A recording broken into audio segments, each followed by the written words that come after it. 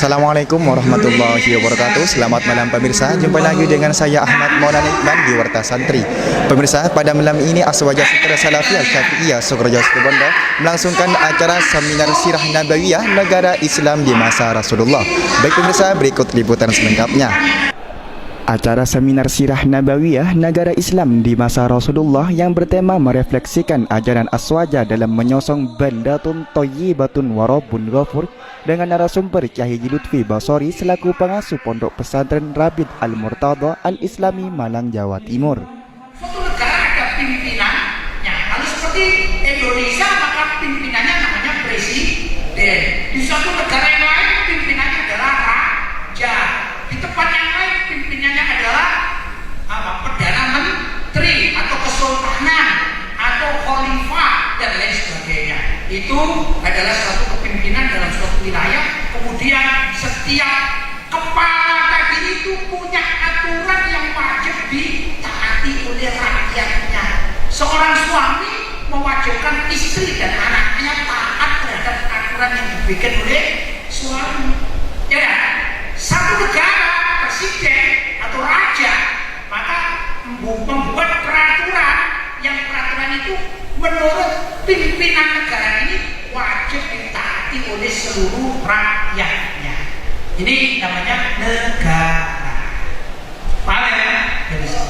Nabi Muhammad Shallallahu Alaihi Wasallam tatkala masuk kota Madinah, beliau melihat bahwa di Madinah itu masyarakatnya majmuk. Majmuk itu plural. Ada orang Islam, itu. Ya maklum, orang Islam yaitu penduduk Ansor yang sudah masuk Islam, penduduk Madinah sudah masuk Islam, namanya umat Islam dari Ansor ya.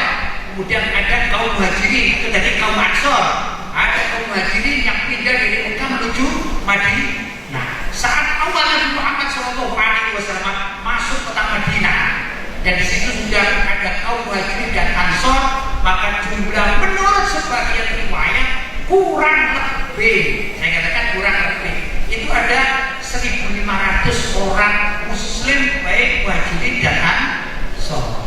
Begitu. Di sisi lain di Madinah itu ada kelompok-kelompok lain, ada kelompok Yahudi. Ya, kelompok Yahudi ada seperti kaum Bani Nadir, Bani Qaynuqa, itu orang-orang Yahudi. Tapi terpecah-pecah dari wilayah-wilayah. Ya, wilayah-wilayah. Bahkan sebagian ahli sejarah, kalau kebenarannya wallahu ta'ala alam, saya baca di sejarah, itu banyak jumlahnya, sampai 4.000-an. Ya. Kemudian ada lagi kaum Paganis, yaitu kaum yang menyembah patung, seperti kaum kafir Quraisy. Ya, kaum kafir Quraisy namanya kaum Paganis istilahnya. Itu juga banyak, ya sekian ribu lah. Kegiatan ini yang dilaksanakan oleh Aswaja Center yang ada di bawah naungan Iksas Pusat Santri Salafiyah Syafi'iyah Sukorejo dibuka secara umum bagi seluruh santri yang ingin menimba ilmu tentang perjalanan hidup Nabi besar Nabi Muhammad Sallallahu Alaihi Wasallam. Menurut pemaparan Kyai Lutfi Basori, beliau sangatlah bangga bisa menjadi narasumber di Pondok Pesantren Salafiyah Syafi'iyah Sukorejo Situbondo karena disambut dengan baik oleh santri dengan pertanyaan yang cukup berkelas yang perlu ditingkatkan dan perlu ditimbulkan. Menjadi narasumber dalam seminar di Pesantren Salafiyah Syafi'iyah ya, karena audiennya ini saya anggap responnya bagus, kemudian pertanyaan-pertanyaan juga berkelas gitu ya. Walaupun yang bertanya masih kapasitasnya saya lihat usianya masih muda sekali, tapi alhamdulillah ini perlu ditingkatkan. Keberanian berbicara ini adalah keberanian yang perlu ditimbulkan. Bila perlu nanti dari para pembinanya itu yang mengadakan seminar-seminar antar santri, sehingga santri juga dijadikan narasumber tapi antara santri untuk melatih bila mana nanti mereka terjun di masyarakat sudah terbiasa menjadi narasumber. Jadi kalau bisa tidak mencetak hanya orang-orang yang ahli bahsul masail, tapi jadilah narasumber-narasumber yang baik. Itu saya melihat ada potensi di pesantren ini, ada potensi. Tentu di negara yang mayoritas penduduknya umat Islam, maka ini ya sudah menjadi kelaziman.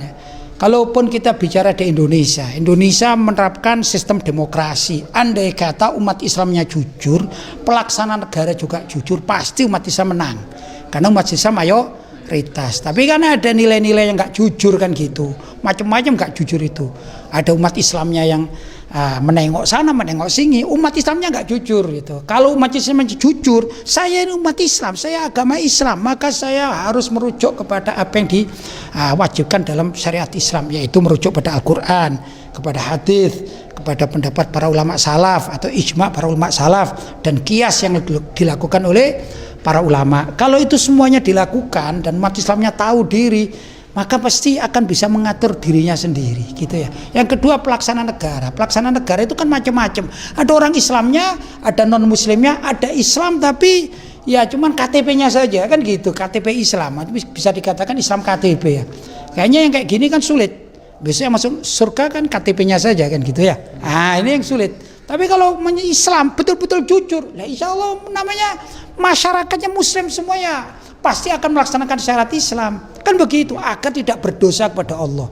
Jadi tujuan kita hanya agar umat Islam di negara manapun itu kalau memberlakukan syariat Islam tidak berdosa di hadapan Allah.